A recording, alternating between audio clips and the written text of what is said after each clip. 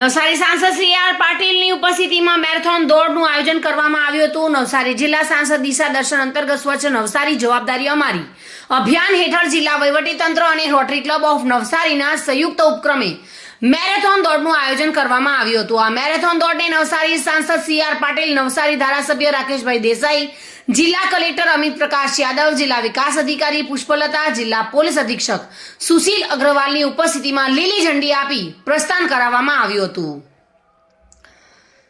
આ મેરેથોન દોડમાં ભાગ લેનારને મહાનુભાવોના હસ્તે ટી-શર્ટ, પ્રમાણપત્ર અને મેડલ આપવામાં આવ્યા હતા। આ પ્રસંગે જિલ્લા પંચાયત પ્રમુખ પરેશભાઈ દેસાઈ, નવસારી વિજલપોર નગરપાલિકા પ્રમુખ મિનલબેન દેસાઈ, જિલ્લા પ્રમુખ ભૂરાભાઈ શાહ, નાયબ કલેક્ટર ઓમકાર શિંદે, વાસંદા પ્રાયોજક વહીવટદાર આનંદુ સુરેશ, અધિક નિવાસી કલેક્ટર કેતન જોશી, શીતલબેન સોની સહિત મોટી સંખ્યામાં નગરજનો ઉપસ્થિત રહ્યા હતા અને આ કાર્યક્રમને સફળ બનાવ્યો હતો। ચંદ્રકાંત ધમલ સાથે bureau report, today Gujarati news.